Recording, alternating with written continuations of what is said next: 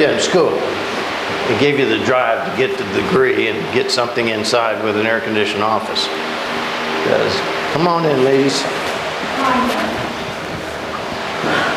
It's Labor Day. I'm assuming you guys didn't have any money to go anywhere, or you didn't have anywhere to go.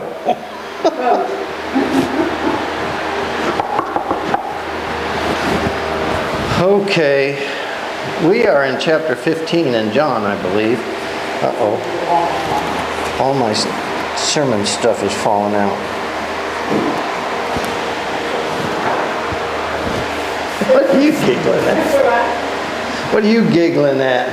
Nothing. I'm just kind of like I'm waiting for the 14 and I missed it. 15. It's 15, I know.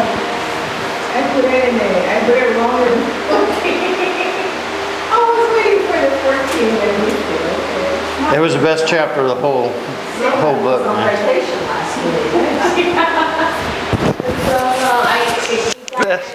Best chapter in the whole gospel, and you missed it. That and 6, of course, which you also missed. All right. Let's look at 15, guys. Now remember, this is after he did the foot washing, and he told us about the kingdom of heaven and all of that stuff, and he's going to continue on here, and he's going to bring in an image that the other Gospels really don't focus on as much as John does. And the concept here is, and most people don't want to hear it today, and most people can't even define it today, but it's radical dependency. And God gives us the perfect example of radical dependency in our lives through, literally through childbirth. When mom and dad get together and they have a child and that baby's born, especially a first child, parents who don't know what they're doing or anything, they're all going crazy because they're all like 20 years old. And they go, oh, what do we do with this thing? Oh. But they soon realize that that child has no chance in this planet whatsoever if mom or dad gives up on them. See what I'm saying? That child needs to be fed, first and foremost. You got to make sure he's well, he doesn't get sick or catch any bad diseases. You got to bathe him and clean him all the time because he's going to the bathroom constantly. And on and on and on. In other words, basically, that child can't do anything except survive. And he can't even survive if dad or mom gives up on him. Well, that is a concept which John will bring into this chapter that nobody else, none of the other gospel writers do. This radical dependency, not just a kind of dependency, like your granddaughter stops by every once in a while and says, Grandmommy, can I borrow $10,000? I want to buy a hat. And you go, wow, that's a little bit much for a hat, but yes, you're my granddaughter, I'll give you $10,000. Then you never see her another 3 years until she comes back and goes, Grandmommy, can I borrow another 20 grand? I need another hat. And you go, oh, that's a lot of hat. That's not radical dependency. That's just, let's take, Grandma's got lots of money, let's go get some of it. That way I don't have to work, I don't have to do anything. Radical dependency is like the newborn baby. He will not survive if you don't care for every aspect of his life. Every aspect. Do you understand what I'm saying? Feed him, poop him, bathe him, clean him, keep him warm, keep him safe, keep him comfortable.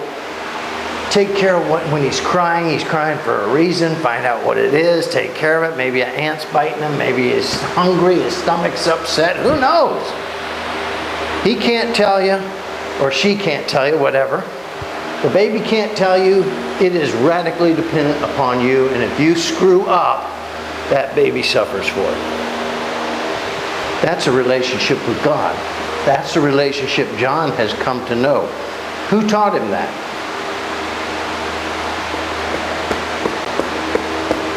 None of the other guys wrote about that stuff. They said, oh yeah, get close to God, stay with Jesus, blah, blah, blah. But none of them talks to him like that. Listen to chapter 15. Remember, we're still at the Last Supper. Very close, very intimate. Jesus and his boys are right there. A couple of women right there. But other than that, there's nobody else around, just those guys. And listen to 15, the way he starts off. I am. I like that. That's the identification of God, by the way. And you'll notice the A in your book is probably capitalized. Whereas in a regular sentence, it would not be, because it's not I am the particle am, it's I am the definition of God. I am means totally complete, lacking nothing. In other words, God needs nothing added to him, and nothing will ever be taken away from him. God simply is all things. Get it? There is no one comparable to God, because everything else that's ever been created lacks something. First of all, it doesn't have eternal life. You know, as much as I want to say I'm good and in shape and strong, fact of the matter is I'm going to die one of these days. The grass is going to die one of these days. The flowers are going to die. This metal structure out here is going to rust and fall down one of these days. In fact, it probably already is. Everything has an ending to it. That's your first lacking right there. Because you don't have life beyond what this world will allow you to have. I am has no beginning and has no end. God lacks nothing. You get it? Moses even said, who am I going to tell them to sin to me? And of course God said, I am who I am. Tell them I am. We don't understand that concept. The Jewish mind would, because they've studied from the Old Testament. And God says this a number of times, as does Jesus in the Gospels. I am. Before Abraham was, I am. And the Jews said, well, you're 35 years old. How can you say you lived before Abraham? See, Abraham lacked. What did he lack? Life. He lived however many years he lived, and then he died. Jesus, as God, has no beginning, has no end. Emmanuel, the Word made flesh, will be the King of Kings, and of his kingdom there will be no end. You get it? I think it's interesting. John starts his gospel with, most people read it, I am the true vine. Am is the little particle, means nothing. I am God. I'm the true vine. And my Father is the vine dresser. He's the owner of everything. Every branch in me that does not bear fruit, he will cut off. He'll take it away. And every branch that bears fruit, he, God, will prune it or cleanse it. Sometimes your translation is cleanse. He will clean it, make it better, that it may bear more fruit. You are already clean because of the word which I have spoken to you. Therefore, abide in me, and I in you, as the branch cannot bear fruit of itself. It has an ending point. It will die unless it abides in the vine. I am the true vine. You are the branches. He who abides in me, radical dependency, and I in him will bear much fruit. For apart from me, you can do nothing. You got it? Nothing. Not a little bit. Nothing. If anyone does not abide in me, he will be thrown away as a branch and dries up, to be gathered up and cast into the fire, and so they are burned. However, if you abide in me, and my words abide in you, ask whatever you wish, and it shall be done. By this is my Father glorified, that you go and bear much fruit, and prove to be my disciples. Just as the Father has loved me, I also have loved you. Abide then in my love. If you keep my commandments, you will abide in my love, just as I have kept my Father's commandments and abide in his love. These things I have spoken to you. Now your joy, my joy may be in you, and your joy may be made full. This is my commandment, that you love one another. Remember that from the foot washing. That you love one another just as I have loved you. For greater love has no one than this, that they should lay down their life for his friend. You are my friends if you do what I command you. No longer do I call you slaves, for the slave does not know what his master is doing. But I have called you my friends, because all things that I have heard from my Father I have made known to you. You did not choose me. I chose you and appointed you, that you should go and bear fruit, which is impossible if you're not in the vine. That you should go bear fruit, and that your fruit should remain. That whatever you ask of the Father in my name, he will give to you. This I command you, that you love one another. Third time. If the world hates you, you know that it has also hated me before it hated you. If you were of the world would love its own. But because you are not of the world, but I chose you out of the world, therefore know the world will hate you. Remember the word that I said to you. A slave is not greater than his master.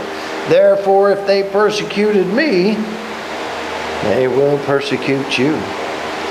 If they kept my word, then they will keep yours as well. But all these things they will do to you for my name's sake, because they do not know the one who sent me. Talking about the priests, really. If I had not come and spoken to them, they would not have sin. But now they have no excuse for their sin.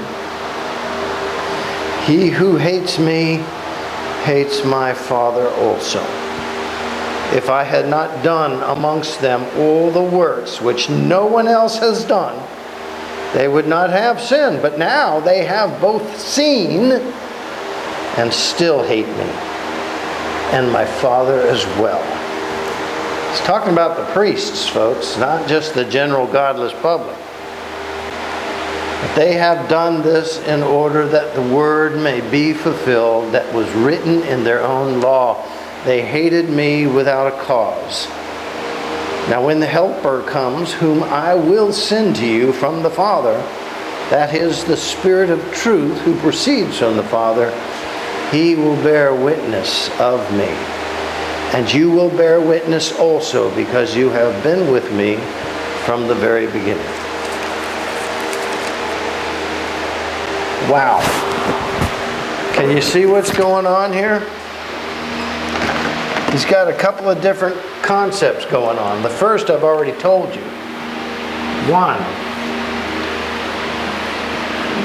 V-I-C-A-L.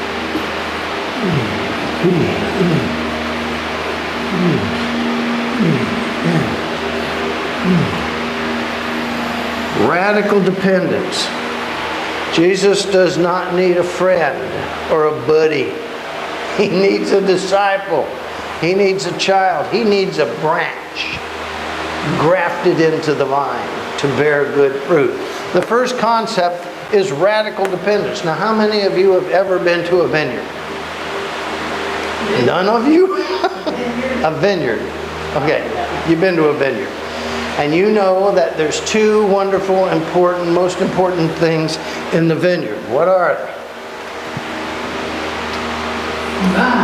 The vine and the branches.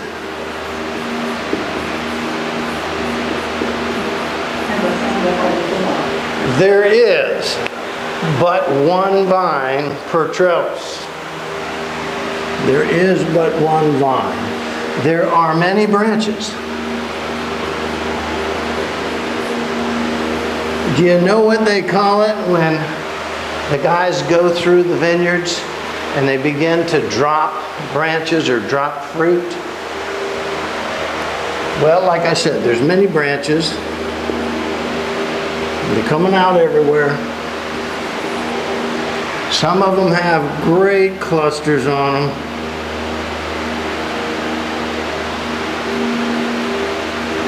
Some of them not so much.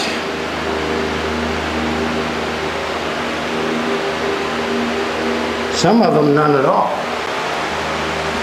So the vine dressers go through the vineyards after the bud break. The blossoms start, the grapes begin to form, the clusters begin to form, and they'll go through, and you're going, well, man, they're still green, they're not even red yet. What are you doing? They'll go through and they'll cut off those who are not producing or not producing well enough. They're just kind of sticking a grape out there or two. That's no help to the kingdom, so to speak. So they'll go through and drop. And if you walk the vineyards after that, they just let them sit there and rot on the ground.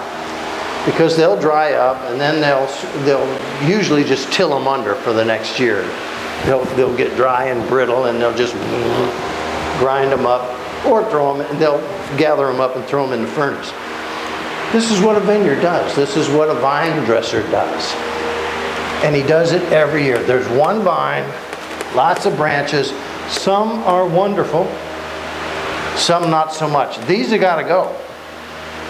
Because all they're doing is stealing nutrients for themselves, but will never produce anything for anybody else. These have got to be protected and enhanced and given all the nutrients they need. So these clusters will grow huge and become great fruitful things. And then come harvest, they will be gathered not into the furnace, but into the hopper things that they put all the grapes in and take them in to be processed. This is the nature of a vine dresser. This is an image that everybody in the Middle East would know. Jesus said, I am the vine. Apart from me, you wither and die. Even if you're with me and you don't produce, you will be cut off. And it says, I will remove those who do not follow my commandments, who do not bear good fruit. Even though you're on the vine and you're just not doing anything except feeding yourself, that's not acceptable either. That's got to go. So radical dependence then, if you look at this imagery, radical dependence gives us a second dynamic. What is the second dynamic?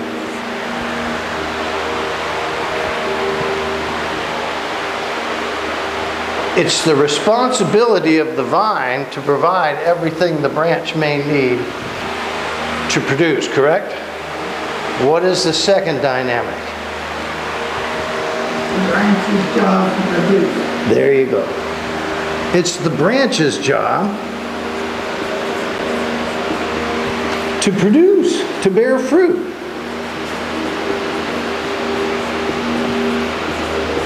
And if you bear fruit, what is the implication of that? Well, the implication of that is that the vine is true and living and healthy and good. And that this row is okay. And then they go to the next row and they do the same thing. And they go to the next row and the next row. And there's hundreds, sometimes thousands. If you walk onto a vineyard like Kendall Jackson, you know, they got wine all over the world.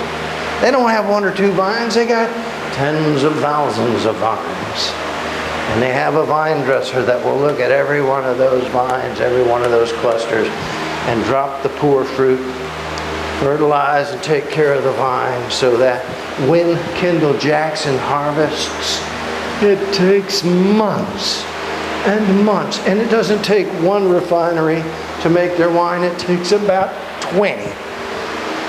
And they have property from Washington State all the way down to Mexico. That's a big operation. Smaller operations, not so much. Mom and pop organization, they might have 20 vines. And they might make, you know, a couple of cases of wine. Kendall Jackson makes millions of cases of wine. They send them all over the world. John taps into this like no other person does. He knows that everybody in that day and age, vineyards were very important in that day and age. You'll see a lot of representation to vines and vine dressing and all this, vineyards. You'll see a lot of other agricultural things. You'll see a lot of references to shepherds and sheep. Why? Because if you weren't growing grapes, what were you probably doing? You were a sheep herder. You took care of your sheep. You know, even when Jesus was born, who did the angel talk to? A bunch of shepherds out in the field at night. What were they doing? Well, they were sitting there probably around the campfire, their staffs at hand, trying to protect the sheep from the wolves or the foxes or anything that was out there, or thieves that would steal the sheep. These were the two biggest industries in this day and age in the first century, unless you were a soldier. I mean, Roman soldiers were there. But as far as the average layperson go, the two biggest industries were vines and sheep. What does Jesus talk about most of the time when he's telling stories? Vines and sheep. A sheep can walk away and get lost. And if he's blessed by God, he'll just be lost and get hungry and the shepherd goes after him, and he leaves the 99 and he goes and finds the stupid sheep that wandered off and brings it back. That's, dependence on the shepherd, right? With the club on one end and the hook on the other. The hook was in case the sheep fell off onto a ledge. He could reach down there and grab it, yank it up. The club, on the other hand, was in case of a wolf. Wham! Crack his skull, kill the wolf. That's what the shepherd, that's why they wielded the staff. The sheep wanders away because, I don't know why. He's stupid, he doesn't like the grass he's eating, so he wanders off. The shepherd is still concerned. He leaves the 99 in a safe place, and he goes and finds the one that's lost and brings it back, right? All right. There is a slight dependence there. This is how the other guys present it, Luke and Matthew. John doesn't do that. He doesn't use the sheep and shepherd. Oh, my sheep know my voice, I know my sheep, they know my voice, blah, blah. You see all that. Look at what John's doing. He chooses a different medium by which to explain the relationship between Jesus and his children. Why would John do that? Again, I go back to the vision. Who are these that stand in white robes and praise the Lord? And John said, what? Lord, only you know. He said, these are those who broke away and had to find themselves and wash their bloodied robes in the blood of the Lamb to be brought back and washed clean. Well, who are these over here? The elders and all these guys that were hanging and all. These are the ones, the saints under the altar. These are the ones who never broke away, but were killed anyway. The martyrs. The ones who died for the name of Jesus Christ. John got two images. Those who were slightly wounded but smart enough to come back, and those who never failed but were killed by this world anyway. And the privileged group seems to be these. So if John's going to present an image of a relationship with Christ to his people, which image would he choose? The radical dependence. Be one of these who never falls away. Be one of these who grows and produces and obeys God's command. Be one of these that the Lord really never has to walk the trellis and worry about. Because he will see exactly what and who you are by who and what you are in the vine. There's no question. You come upon fruit like that, you walk right past it. You might look at it and be proud of it, but you're not cutting it. So when John presents his imagery of relationship with Christ, he's giving you the two options. Well, the other Gospels gave you the other option, you know, the lost sheep, the lost coin, the lost this, the lost that, the prodigal son. And all those stories are rich and great and true, that God can forgive any sin. That's promised in Revelation 2. Who are these, John, that are worshiping God in white robes? They're the ones who came through the tribulation and washed their sins away in the blood of the Lamb. That's promised in Isaiah. Though your sins be as scarlet, I will wash them white as snow. But then there's a second group. Oh, those saints. You know, we call people saints. Oh, that Shirley's a saint. Are you really? No. I didn't accuse you of nothing. I'm just saying. Is Chanter a saint? Dang straight. No. Not even close. These are the ones. You know who's a saint? Who's a saint, Benny? You know. Say it. Joseph. Remember Joseph in the Old Testament, Genesis? Abraham, was he a saint? Jacob, was he a saint? No. Joseph, was he a saint? You know, Abraham's lifeline went from this is God and this is you. Went from God to here to there to here to there, there, here, there. Yeah, God, I love you. I keep screwing up though, and I don't want to do what you want me to do. Here to there, here to there. Finally he said, all right, enough. Make a decision. I want you to take your son, the only son you have or will ever have, Isaac, and I want you to go 3 days into the jungles and kill that child, sacrifice him, offering him to me. Wow. Abraham had 3 days to think about whether or not this God stuff is going to work out. And of course, he made the right decision. After that, then, his lifeline was up here all the way with God until he stood with God forever. Abraham had to learn. That's the first step of faith, learn. Learn what? Well, you got to learn about God, and you got to learn about you. What's John talking about here?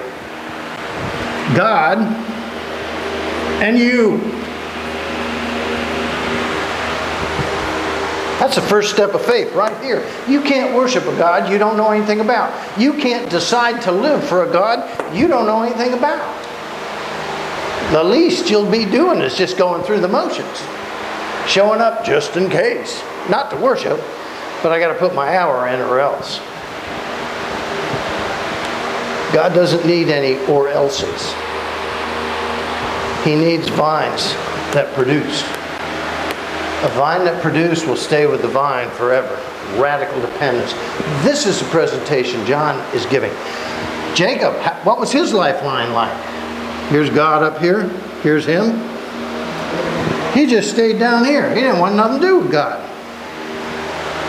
And finally he made a deal with God. Oh yeah, well if you're such a big God, give me this, and a new chariot. You do all that and maybe I'll give you the time of day. Well, God did all that over 44 years. And then Jacob decided he was going to go home to Israel once again. I don't think so. Remember that deal we made? What deal? I didn't make any deal. Yeah, you really did. And then God said, I'm going to send an angel down there to remind you of the deal. Of course, the angel beat the snot out of him all night long. Until in the morning he says, make a decision right now because I'm going to break your hip. After that, Jacob's line was all the way to God. Not very far, but all the way to God. But he had to learn. His problem wasn't learning. He knew all about God because he kept referring, you're the God of my father. You're the God of my grandfather. You're not my God. He stayed down here with himself. Jacob's big problem was he had to decide. Did I spell that right? Yeah. He had to decide whether God was going to be important to him or not. It's still a message about God and you. He had to decide whether he was going to be a branch on the vine or just this piece of rubble that's going to be cut off forever and destroyed. Well, the first step of faith is learning. The second step of faith is living for God. But in between this learn and this live comes this vital decision. And it's got to be your own. You won't accidentally stumble into heaven. You won't, unknowingly stumble into heaven. You have to learn all about God, learn all about His presence, learn all about His commandments, learn all about everything you can about Him, learn all about you, and then purposely decide, I am going to decide to live for Christ. I am going to live to my Lord. Well, this was Joseph. Here's God up here, here's Joseph down here, and Joseph's lines start up here, and you know what happens to Joseph's line? Nothing. He stays with God his whole life from a very young boy. Remember, Joseph was a little young boy when he was tending the sheep. His brothers hated him. Oh, wait. You love me, but the world hates me, so the world will probably hate you. Because the world hates me. Jesus is saying that. Just like Joseph already knew. His brothers hated him, sold him into slavery, wanted to kill him. But not wanting blood on their hands, they said, well, we'll sell him into slavery. That'll get rid of him, but we won't be held blood guilty. So that's what they do, and of course the rest of the story. Joseph has a hard life, but God tends him, protects him, prunes him, cleans him, brings him home. This is what we call a saint, people. The only way to sainthood is, first of all, radical dependence. Not casual dependence. Radical dependence, without which you will never achieve anything, with which you can bear fruit, and that fruit will be huge. And Jesus said, if I see this, I won't need to check whether you're my disciple or not. I'll know. This is after the foot washing. As I have loved you, can you not love one another? As God has loved me and I have loved you, I want you to love God and love one another as I have loved you. Loving God is this decision right here. Loving one another is this decision right here. James and Paul both say that this is faith. A faith without works is dead. A faith that's never decided on is dead. We call that a hobby, and we get tired of it after a while. We move on to something else. A faith without knowledge is ridiculous. People say, oh, Christians are people of weak minds. Show me where the weak mind in this is. To learn about God, to study, to learn about yourself, to study, to come to a place where you meditate and you ponder and you decide, and then you make every effort in your life to live according to the commandments of God. Show me where the weak mind is. If a pilot decides he wants to fly, what does he do first? Learns how to fly. He learns how to get, how the airplane works, how the wind works, aerodynamics, all that stuff. And he learns about airplanes and motors and fuselages and everything that plane can do. And then what does he got to do? He's got to get in the plane, doesn't he? Has to start those engines, doesn't he? He's got to taxi down that runway. Still safe, still safe, still safe. Still safe, still safe. All right, pull back on it. Not safe, not safe, not safe. You got to get up in the air.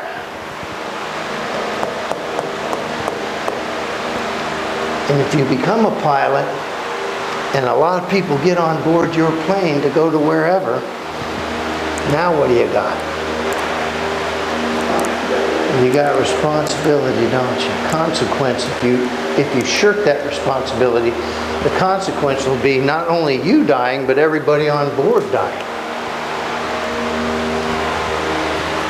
The responsibility here is you can feed many. The consequence here is you can feed nobody but yourself. And even that will be thrown away because it's of no value to the vine dresser. This imagery is not a mistake. It's not just a, oh boy, I came up with this stuff today. It was great. No. John saw both. The radical dependence, the saints, and the not so saintly, whom God rescued many of. The shepherd went out, found the lost sheep, brought them back and said, all right, now decide. All right, Jacob, now decide. One chance, one question, final exam. Make the call.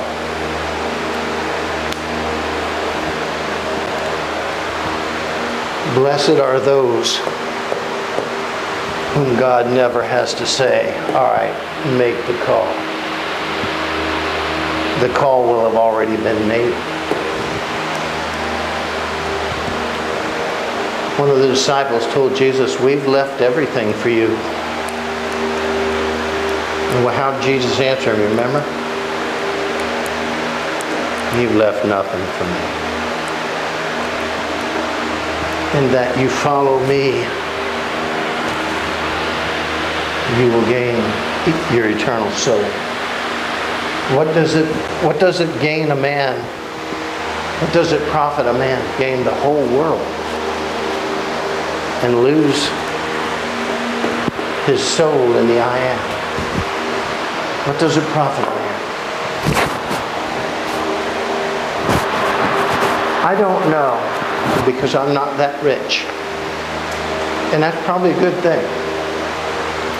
I don't know because I haven't died yet and stood before God as a judge. I can't answer that question. What does it profit a man to gain the whole world and lose his soul? All I have to say is Jesus said it to warn us in admonition. And then he said, truly, truly, I say to you, boys, girls, it is easier for a camel. Big camel. You ever been on a camel? I have been on a camel. Huge animals. They got to make them scrunch down so you can get on them. Otherwise, they're 12 feet in the air. Big giant animal through the eye of a needle. You guys say I exaggerate. Jesus was a master of it. Truly, truly, two trulies. I say to you, it is easier for that gigantic beast to go through the eye of this needle than for a rich man to enter the kingdom of God. Why would Jesus say something like that?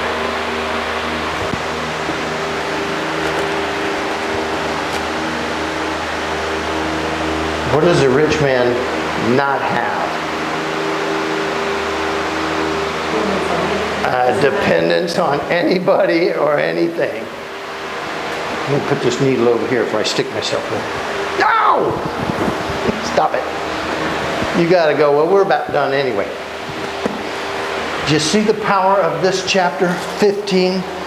When Jesus is coming all of this, now he's going to sum it up in 16. They're going to leave and go to the garden to be arrested and crucified. But right here he's saying, above all else, please, above all else, need God always. And if you don't understand God, I and the Father am one. I am the vine. You are the branches. That's all you need to know. Apart from me, nothing's going to happen in your life ever that's worthy of eternal mention. I am the Father. All right? That's chapter 15. He's running out of time, folks. This is his last and intimate and strongest message. Why didn't the other guys talk like this? Because the other guys didn't have the advantage John had. John knew something they didn't know. John was right on the money. From Abraham to the disciples at that table, the message has not changed. The entire scriptures, Old Testament to Revelation 22, the message has not changed. You have the choice right there. What you want to do with it. That's your choice. Greatest gift God ever gave you. A lot of people say, well, he gave me free will to choose. Right, he did. Choose wisely. All right, that's it. Go away. I'll talk at you all next Sunday.